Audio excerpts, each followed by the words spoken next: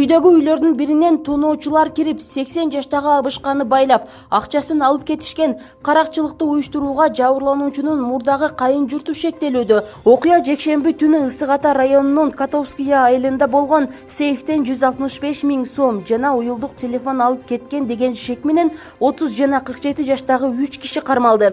Чүй милициясынын маалыматына караганда, шектүүлөр үйдө жер сатылгандан кийин акча бар деп ойлошкон, бирок акчанын көбү банкта экени аныкталган.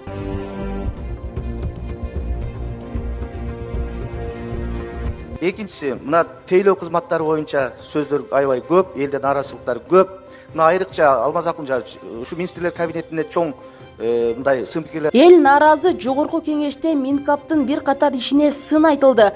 Парламенттин спикери кымбатчылык асман чапчып кеткенин, эл нааразы болуп жатканын билдирди. Минкап татыктуу иш жүргүзбөй жатат. Февралда аларды чакырып, ишин парламентте карашыбыз керек. Нааразычылыктар абдан көп, деди ал. Буга утурла эле 10го чукул эл өкүлү айдоочулук күбөлүктү берүүнүн айланасындагы чыр боюнча маселе көтөрүштү. Ошондой эле бир катар депутаттар курулуш министрлигинин ишмердүүлүгүн сынга алып, анын ишин атайын комиссияда кароону демилгелешти.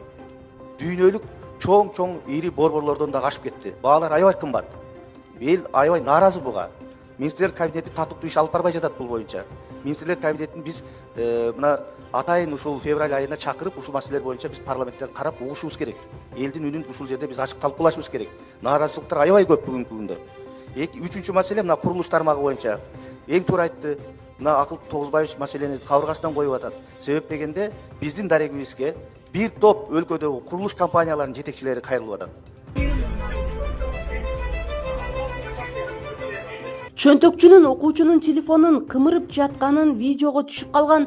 Окуя 28 декабрь күнү Аламөдүн базарында болгон. Кыздын атасы милицияга арыз менен кайрылды. Видео аркылуу 28 жаштагы жигит кармалып, ал уурдалган телефондун шериги менен Ош базарынан сатып жибергенин моюндаган. Тартип сакчылары 5 сарыны тинтип, уурдалган 20дай iPhone телефонун таап чыгышты. Ошонун көргөзмөсүн негизинде азыр бул жактан обыск жүрөт.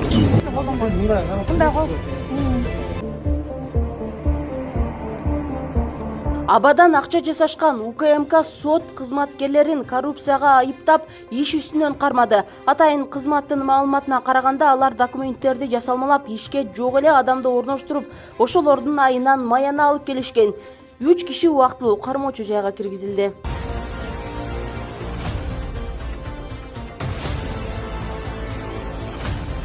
Бүгүн Садыр Жапаровдун президенттик кызматка расмий киришкенине туура 5 жыл болду. Администрация буга чейин чыга элек сүрөттөрдү жарыялады.